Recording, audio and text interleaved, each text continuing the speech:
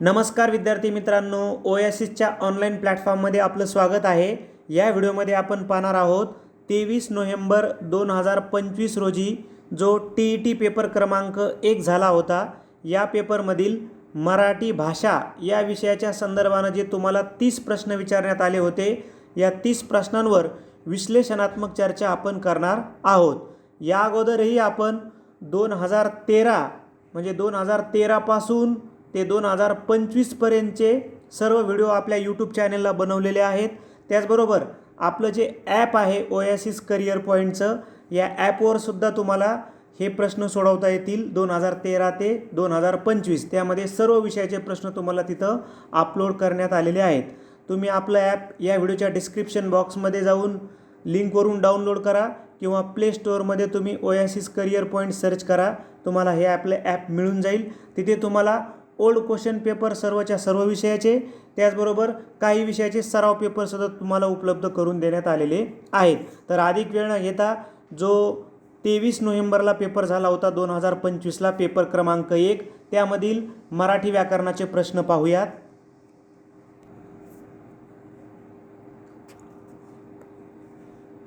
प्रश्न आहे, क्षुत पिपासा या शब्दाचा योग्य संधी विग्रह कोणता?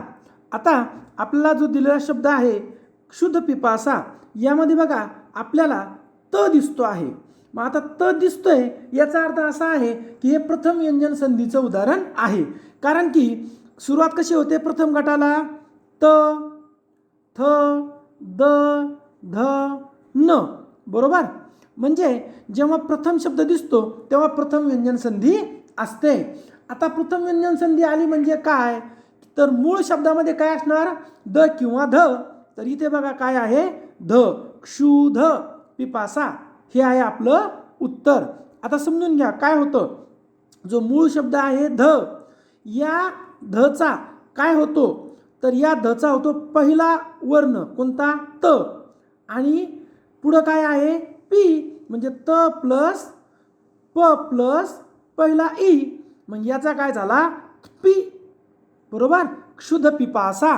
मग आता जर आपण शब्दाचा अर्थ पाहिला तर क्षुध म्हणजे भूक आणि पिपासा म्हणजे तहान।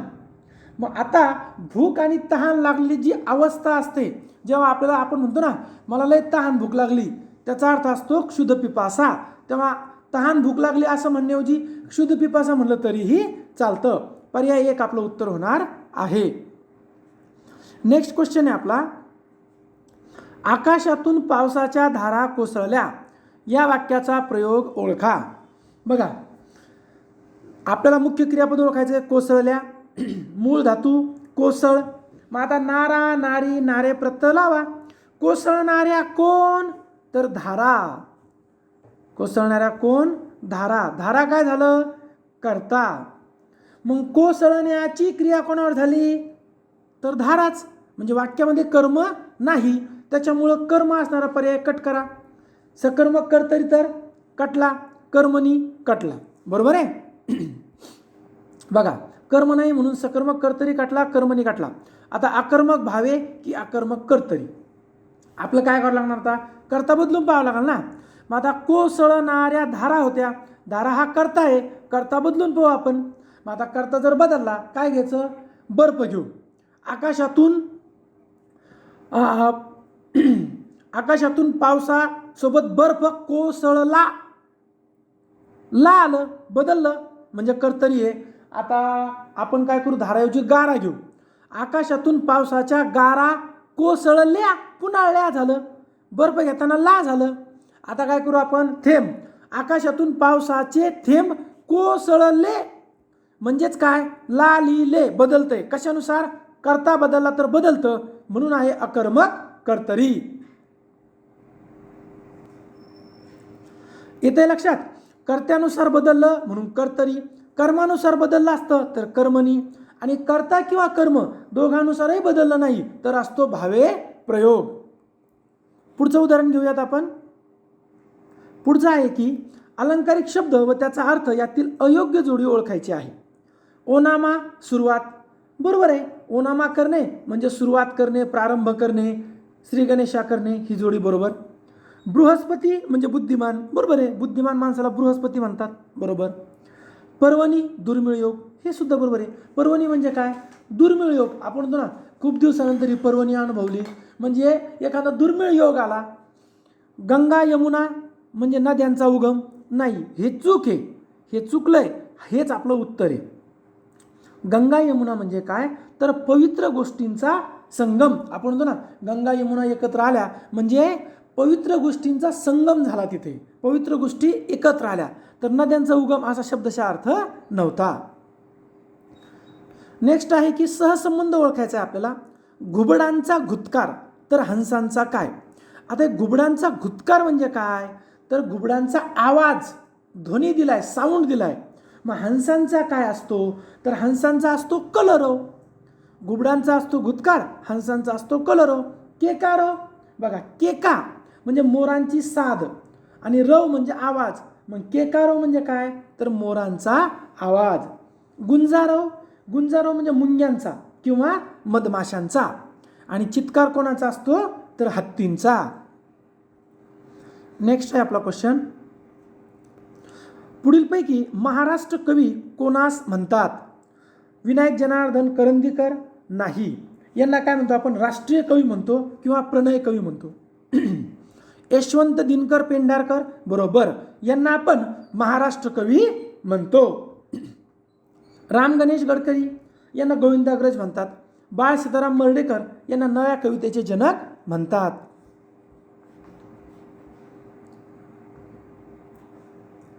पुढीलपैकी उद्देशबोधक उभयान्वयी अव्यय असणारे वाक्य कोणते? मग आता बघा, आजच काम पूर्ण व्हावे म्हणून त्याने कामाचा वेग वाढवला. आता इथे आपल्याला लगेच लक्षात येते, त्याने कामाचा वेग वाढवला, ही जी त्यानं कृती केली, हे जे प्रधान वाक्य आहे, याचा उद्देश किंवा हेतू गौण वाक्याने दिसतो का? बघा, त्याने कामाचा वेग वाढवला का? आजच काम पूर्ण व्हावे, हे गौण वाक्य आहे. गौण वाक्याने प्रधान वाक्याचा हेतू किंवा उद्देश दिसला तर हा काय झाला? हेतू किंवा उद्देश, हे गौण वाक्य. तर ते असतं उद्देशबोधक उभयान्वयी वाक्य. कशानं जोडलंय? म्हणून या उभयान्वयी अव्ययाने, बरोबर. चला इतर पर्यायाबद्दल चर्चा करू. वेळीच उपचार मिळाले म्हणून तो पूर्णतः बरा झाला. बघा, पूर्णतः बरा झाला हा परिणाम कशाचा झाला? वेळीच उपचार मिळाल्याचा. हे काय झालं? परिणाम बोधक. आपण असे बोलावे की सर्वांना पटावे, की आलं स्वरूप बोधक. तो उशिरा पोहोचला, याचा परिणाम काय झाला? म्हणून सारेजण त्याच्यावर भडकले, परिणाम बोधक.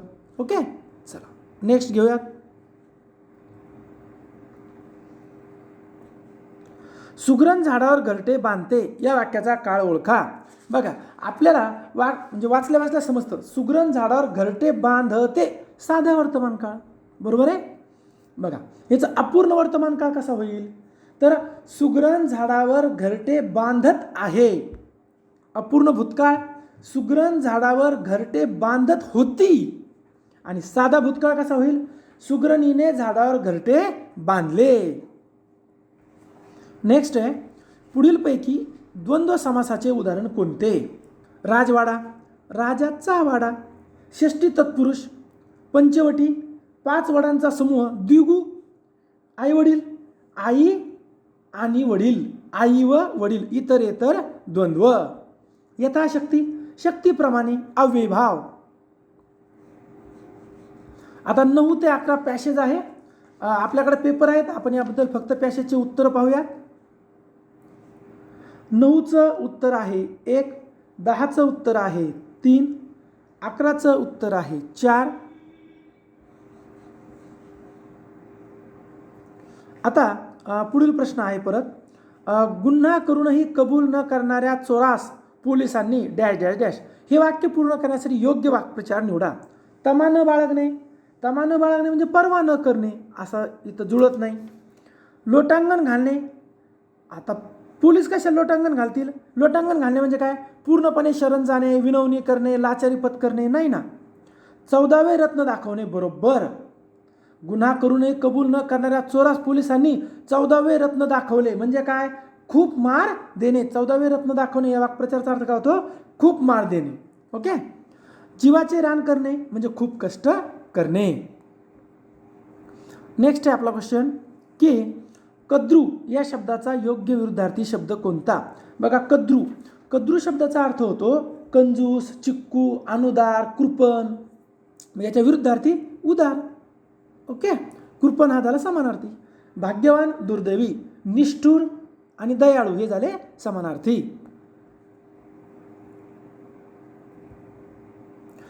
आकृतीत दिलेल्या अक्षरांपासून तयार होणाऱ्या अर्थपूर्ण म्हणीचा योग्य अर्थ कोणता. बघा रान, ची, घ, ये, ते, ई, ती, रा, प. थोडासा इथं क्ल्यू लागतो बघा. चिंती, मग चिंतीपासून बनतं का, बनतं ना. चिंती परा ते येई घरा. चिंती परा ते येई घरा. याचा अर्थ काय की दुसऱ्याचे वाईट व्हावे अशी इच्छा बाळगणाऱ्याचे वाईट होते. जो अशी चिंतत राहतो की त्याचं वाईट व्हावं, त्याचं असं व्हावं, त्याचं तसं व्हावं, तर काय होतं, दुसऱ्याचं वाईट चिंतू त्याच्याच घरी वाईट घटना घडते.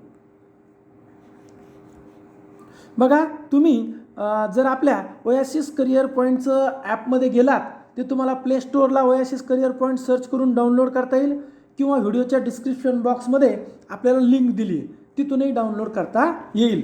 ॲपमध्ये तुम्हाला 2013 ते बघा ॲपमध्ये तुम्हाला 2013 ते आता 2025चे सर्व जुने झालेले पेपर सॉल्व करता येईल. त्याचबरोबर सर्व तिथं तुम्हाला व्हिडिओच्या लिंकसुद्धा उपलब्ध आहे व सराव पेपरसुद्धा तुम्हाला ॲपमध्ये उपलब्ध करून देण्यात आलेले आहेत. नेक्स्ट क्वेश्चन घेऊयात आपण. मलाही त्यांचा प्रेमळ स्वभाव खूप आवडतो. वाक्यातील उद्देश्य भागात एकूण किती शब्द आले आहेत. पहिले उद्देश्य भाग म्हणजे काय समजून घ्या.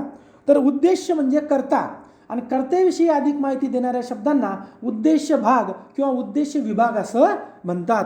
बघा तर उद्देश्य कसं शोधायचा. तर मुख्य क्रियापदे आवडतो, नारा, नारी, नारे प्रत्यय लावा.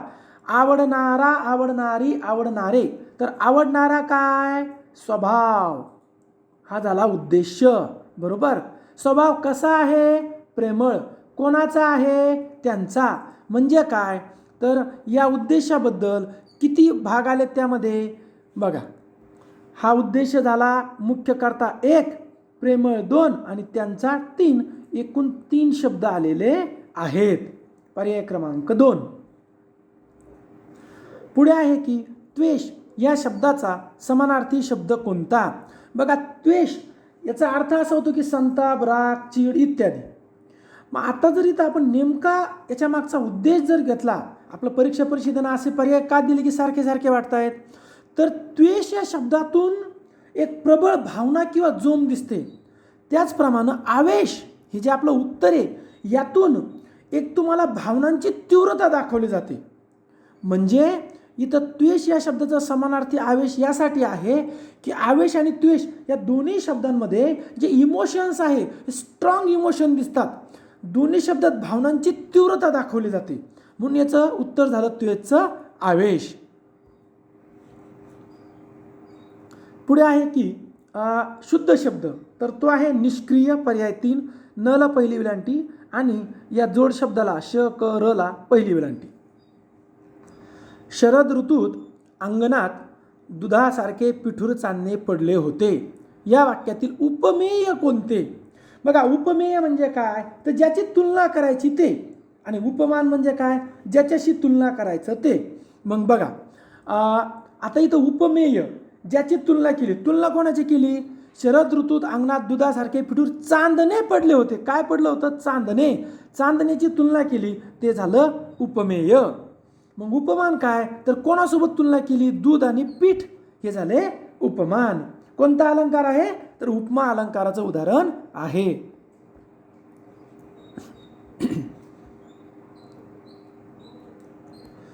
मनूने नवीन पुस्तके खरेदी केली. या वाक्यातील अधोरेखित शब्दाची विभक्ती कोणती. बघा आता पुस्तके. पुस्तके जर आपण पाहिलं तर मूळ शब्द आहे पुस्तक. पुस्तक या शब्दाचं अनेक वचन काय आहे पुस्तके. मग आता याला कुठलाही प्रत्यय लागला का विभक्ती प्रत्यय. म्हणजे जे आपले विभक्ती प्रत्यय आहेत प्रथमा, द्वितीया, तृतीया, चतुर्थी, पंचमी, षष्ठी, सप्तमी आणि संबोधन, ह्या ज्या 8 आपण विभक्ती मानतो, यापैकी कुठलाही विभक्ती प्रत्यय लागला का? पुस्तकेला स लाते, सला नाते, ने येशी, निही ईशी, च चाचीचे, ऊन हून, त या काही प्रत्यय लागला का? तर नाही, कोणताही प्रत्यय लागलेला नाही. फक्त काय झालंय, पुस्तक शब्दाचं अनेक वचन झालं. मग जेव्हा कोणताच प्रत्यय नसतो तेव्हा विभक्ती असते प्रथमा. येते लक्षात? मग तुम्ही म्हणणार तरी तर ये दिसते ना, ये नाही येते, अनेक वचने. लक्षात येत आहे का? प्रथमा विभक्ती काय आहे? कारण पुस्तक शब्दाचं अनेक वचन केलं पुस्तके, म्हणून इथं उत्तर झालं प्रथमा. मग आता तुम्हाला प्रश्न पडेल, सर तृतीया आणि आम्हाला चतुर्थी, द्वितीया बनवून दाखवा. बनवून घेऊ ना. बघा तृतीया कसं होईल, तृतीयाचं उदाहरण कसं होईल? आपण असं म्हणू बघा, आपल्याला पुस्तकाने ज्ञान मिळाले. आपल्याला ज्ञान कुठून मिळतं? पुस्तकातून ना. बघा पुस्तकाने ज्ञान मिळाले, लागलं का प्रत्यय ने, म्हणून तृतीया. आता चतुर्थी, द्वितीया कसं? पुस्तकांनी, आपण हुशार होतो, पुस्तकांनी, स ला नाते, बरोबर आहे, नि ही ईशी. येतं आहे का लक्षात? आता मग आता आपण द्वितीया लावू. बघा पुस्तकांना, पुस्तकांना आलं का? स ला ना ते. म्हणजे जेव्हा अनेक वचन होतं तेव्हा प्रत्यय लागला नाही, तेव्हा झाली प्रथमा विभक्ती. द्वितीया तृतीयाला प्रत्यय लागतो. पुढील प्रश्न घ्यायचा आहे आपल्याला.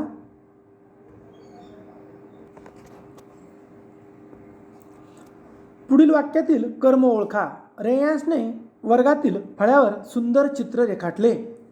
आता नारा नारी प्रत्यय क्रियापदाला. रेखाटणारा कोण? रेयांश. रेयांश झाला कर्ता. रेखाटण्याची क्रिया कोणावर झाली? चित्र. चित्र काय झालं? कर्म. पर्याय क्रमांक 4. बेंदूर हा सण वेगवेगळ्या भागात वेगवेगळ्या महिन्यात येतो. या वाक्यात एकूण किती नामे आहेत? चला शोधा. बघा बेंदूर झालं 1, सण झालं 2, भाग झालं 3, महिना झालं 4. एकूण किती नामे आहेत? 4. पुढील वाक्यातील अधोरेखित शब्दाचे लिंग ओळखायचे. लक्ष्मीबाईवर एकामागून एक अनेक संकटे आली. आता बघा आपलं काय करायचं, संकटे अनेक वचन आहे, त्याचं एक वचन करून घ्या, संकट. मग संकट, तो संकट, ती संकट, ते संकट. तर काय बरोबर येतं? ते संकट, नपुंसकलिंगी. नेक्स्ट आहे वचन प्रकारानुसार विसंगत नाम कोणते? मडके, पंचके, पुस्तके, फटाके. तर बघा मडके हे एक वचन आहे, याचं अनेक वचन होतं मडकी. पंचके पंचक, पुस्तके पुस्तक, फटाके फटाका. म्हणजे हे तीनही आले अनेक वचन आणि हे झालं एक वचन, म्हणून काय झाला? हा विसंगत पर्याय झालेला आहे. मी वनवासी हे आत्मचरित्र कोणाचे आहे? तर सिंधुताई सपकाळ यांचे हे आत्मचरित्र आहे, ज्यांना आपण अनाथाची माय असं संबोधतो. सावित्रीबाई फुले यांचं काव्य फुले, 52 काशी सुबोध रत्नकार. ताराबाई शिंदे यांचं स्त्री पुरुष तुलना. प्रज्ञा पवार यांचं अंतस्थ, दृश्य अदृश्य. पत्रलेखनात वडीलधाऱ्या मंडळींना पुढीलपैकी कोणता मायना येईल? तर वडीलधारी मंडळींना तीर्थ स्वरूप, तीर्थरूप आई वडील. चिरंजीव स्वतःचं जे मूल आहे त्यासाठी, किंवा वयाने लहान आहे त्यासाठी. गुरुवर्य आपल्या शिक्षकांसाठी. पुढीलपैकी कोणता शब्द तत्सम नाही असं म्हटलंय? तर कवी तत्सम आहे, दुग्ध तत्सम आहे, भूगोल तत्सम आहे. तत्सम म्हणजे काय? संस्कृतमधून जसेच्या तसे आलेले. मराठीमध्ये जवळपास 75% शब्द हे तत्सम आहेत. मग आपलं उत्तर आहे झोप. पर्याय क्रमांक 2. झोप कसा आहे? देशी किंवा देशज किंवा देश्य असे शब्द ज्यांची सरळ उत्पत्ती न मिळता ते आपल्याच पूर्वजांचे असावे असा निष्कर्ष निघतो, त्यांना आपण देश्य शब्द असं म्हणतो. यामध्ये झोप, धोंडा, घोडा, झाड, दगड, डोळा, डोके, पोट, गुडघा, बाजरी, रेडा इत्यादी. जे आता पुढे आहे की 27 ते 29 आपल्याला कविता दिली आहे, सोनं पिवळे झाड उभे गर्द मळ्यात. तर यावर आधारित फक्त आपण प्रश्नांची उत्तर पाहूयात. 27चं उत्तर आहे 2, 28चं उत्तर आहे 4, 29चं उत्तर आहे 2. आणि आपण शेवटच्या प्रश्नावर चर्चा करूयात. प्रश्न दिला आहे आपल्याला की ज्ञानचक्षु या शब्दामध्ये एकूण वर्ण किती. चला आपण फोडूयात. न मध्ये काय काय आहे बघा. द प्लस न प्लस य प्लस आ. किती झाले हे 4 झाले. न मध्ये काय आहे न प्लस अ. किती झाले 2. च मध्ये काय आहे च प्लस अ 2. आणि क्ष मध्ये काय आहे क प्लस श प्लस दीर्घ उ. किती झाले 3. मग मोजा आता. 3 आणि 2 5, 5 आणि 2 7, 7 आणि 4 11. पर्याय क्रमांक 2. एकूण किती वर्ण आहेत तर 11 वर्ण आहेत. एकूण वर्ण किती आहेत 11. ज्ञ मध्ये 4, न मध्ये 2, च मध्ये 2 आणि क्ष मध्ये 3. 4 आणि 2 6 आणि 2 8 आणि 3 11. बघा आपण जे आपलं ओयासिस करिअर पॉईंटचं ॲप आहे हे तुम्ही डायरेक्ट प्ले स्टोअरवरून डाउनलोड करू शकता सर्च करून, किंवा या व्हिडिओच्या डिस्क्रिप्शन बॉक्समध्ये लिंक दिली आहे त्या लिंकवर क्लिक करून तुम्ही आपला ॲप डाउनलोड करू शकता. इथे तुम्हाला सेट, TET व TAIT यांचे सराव पेपर व जुने पेपर उपलब्ध करून देण्यात आलेले आहेत. त्याचबरोबर आपलं यूट्यूब चॅनल आहे, टेलिग्राम चॅनल आहे, व्हॉट्सअप चॅनल आहे, फेसबुक पेज आहे, इन्स्टाला आपला अकाउंट आहे आणि आपली वेबसाईटसुद्धा आहे. सर्वांच्या लिंक व्हिडिओच्या डिस्क्रिप्शन बॉक्समध्ये आहे. जॉईन करा, ती तुम्हाला निश्चित फायदा होणार आहे. व्हिडिओ आवडला तर लाईक करा, आपल्या मित्रांना शेअर करा व ओयासिस करिअर पॉईंटचे यूट्यूब चॅनल सबस्क्राईब करा.